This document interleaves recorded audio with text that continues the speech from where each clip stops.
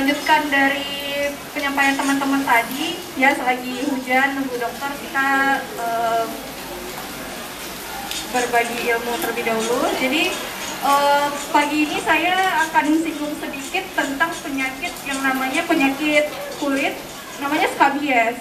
Nah, kalau orang kita itu sebutnya nama penyakitnya kude, Ibu, Bapak. Mungkin kalau Bapak tahu, mungkin ya ada yang mungkin mengalami, ada yang saudaranya ataupun tetangganya. Nah, penyakit skabies atau penyakit kude ini, yaitu penyebabnya kutu atau tungau, ibu-ibu, bapak-bapak. Jadi berbeda sama kutu rambut ya. Jadi kalau penyebab skabies ini kutunya itu sangat kecil. Jadi kalau kutu rambut kan kita bisa lihat kan kutunya itu dari pakai mata, dan kita bisa lihat dia jalan-jalan di rambut. Nah, beda dari skabies ini, kutunya nggak bisa kita lihat dengan mata. Jadi kita bisa periksanya pakai alat namanya mikroskop. Jadi itu biasanya diperiksa di labor-labor, jadi nggak bisa kita lihat sama mata. Nah, jadi walaupun kutunya ini kecil, biasanya dia itu bisa menyebabkan gatal. Nah, gatalnya itu bisa seluruh tubuh. Nah, walaupun ukurannya kecil, jadi dia itu sangat-sangat kuat. Jadi dia bisa bikin kita itu gatal seluruh tubuh. Nah, biasanya dia itu mengenai kulit-kulit yang dilipat-lipatan, bisa di sela-sela jari, jari tangan, jari kaki, kemudian di sela paha. Nah, kenapa di situ? Karena tempat di situ lembab yang pertama, terus yang kedua juga jarak terkena dari udara, jadi dia lebih lembab di situ karena dia itu lipatan. Kemudian penyakit skabies atau kude ini dia itu menular, ibu-ibu, bapak-bapak. Jadi dia itu gampang sekali untuk menular. Nah, cara penularnya itu ada dua. Yang pertama, dia itu menyebar secara langsung. Biasanya ibu-ibu mungkin salam sama anaknya, kemudian bisa tidur bareng anaknya. Nah, itu bisa tertular dari langsung itu. Yang kedua dari kain. Nah, biasanya itu menyebar dari kain. Nah, biasanya itu dari pakaian yang sekalian dicuci, kemudian dari alas tempat tidur, kemudian dari sarung bantal, dari sajadah, mukena. Jadi dari kain dia bisa menyebar, walaupun kita nggak bersentuhan langsung sama orang yang sakit tersebut. Nah, karena dia itu gampang sekali menular. Nah, biasanya penyakit skabies atau penyakit kude ini dia itu mengenai satu kelompok. Biasanya kena satu keluarga yang gatal. Ibunya gatal, anaknya gatal, bapaknya pun gatal, kayak gitu. Jadi satu keluarga. Atau yang paling sering juga kena anak-anak yang sekolah di daerah, ibu-ibu. Nah, biasanya dia itu akan gatal. Biasanya satu daerah, satu kamar tidur, atau satu daerah itu gatal. Nah, biasanya di poli itu sering anak-anak yang sekolah di daerah biasanya keluhannya itu penyakit skabies atau kude ini. Nah, gejalanya itu selain mungkin bapak-bapak dan ibu-ibu bisa ketahui, yang pertama itu tadi gatal ya kita bicarakan. Nah, gatalnya ini biasanya gatal itu yang gatal hebat, artinya dia itu bikin kita itu menggaruk. Biasanya kalau anak-anak yang kena dia itu nggak bisa belajar saking gatalnya itu, gatalnya hebat. Yang kedua adalah dia itu mengenai kelompok tadi, karena dia itu menular. Bisa satu sekolah tadi ya, bisa satu daya ataupun satu keluarga.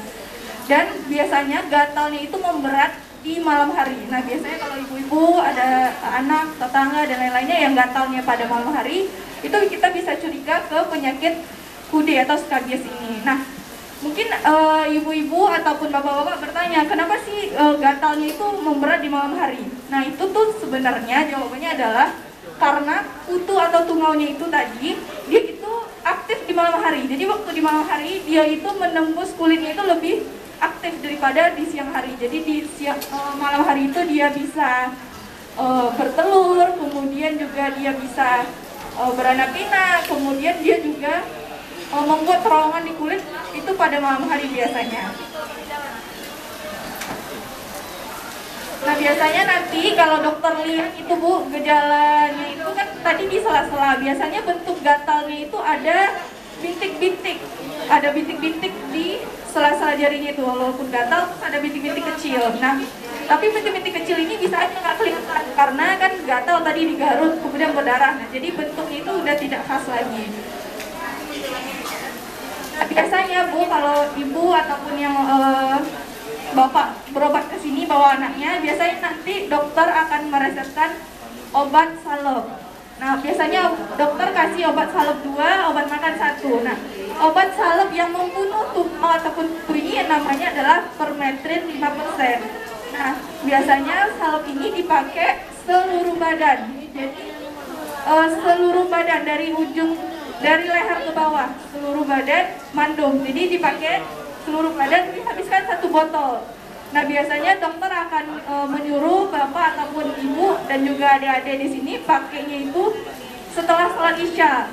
Kenapa? Karena biasanya salep itu harus didiamkan selama 8 jam. Baru setelah itu mandi bersih.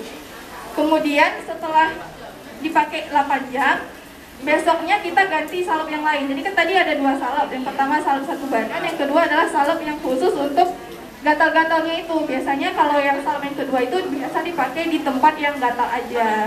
Nah, yang kedua adalah habis itu obat makannya itu adalah obat gatal, jadi untuk mengurangi gatal. Nah, biasanya kayak gitu kalau di poliklinik kita ini. Nah, biasanya 1 minggu ke depannya itu bapak ibu disuruh kontrol lagi. Nah, itu dilihat apakah gatalnya masih ada atau tidak. Kalau tumbuh baru gatalnya itu biasanya dikasih salep 1 badan itu lagi. Jadi boleh dipakai selama 4 kali di bawah pengawasan dokter. Jadi perlu kita kontrol lagi kalau emang gatal-gatal. Nah, cara pencegahannya ya biasanya dokter menyarankan itu pasti nanti kalau di poli ya pulang, nanti kalau emang terkena keluarganya skabies, biasanya dokter selalu menyarankan pulang dari rumah sakit. PR pertamanya adalah membersihkan atau mencuci seluruh pakaian. Membersihkan atau mencuci seluruh pakaian. Nah, itu biasanya disuruh sama dokter. Nah, tujuannya adalah untuk membunuh putih tersebut. Jadi biasanya kainnya itu direndam sama air panas. Itu direndam aja sebentar, kemudian dijemur. Seluruh yang ada kain-kainnya seperti baju itu disuruh gotong royong untuk bersihin rumah. Biasanya kalau yang nggak bisa dijemur, nggak bisa dicuci, biasanya disuruh jemur. Semua kan nggak mungkin dicuci, jadi biasanya dokter suruh jemur aja gitu. Kemudian yang lain-lainnya biasanya pengobatannya itu juga satu keluarga ibu-ibu. Jadi biasanya kalau anaknya mengalami gatal, misalkan dia ada 5 bersaudara, yang gatal cuma 3 misalkan. Tapi yang namanya skabies ini pengobatannya itu harus satu keluarga, terlepas dia itu gatal ataupun tidak. Jadi diobatin satu keluarga semuanya sama salep yang 1 badan ini. Karena kalau enggak, itu penyakitnya itu akan muncul lagi. Jadi sembuh, nanti dia akan tertular lagi, muter-muter di situ aja, terlepas dia tahu atau tidak. Nah, jadi kayak gitu mungkin kira-kira tentang penyakit skabies ini. Mungkin ada yang mau ditanya Bapak Ibu,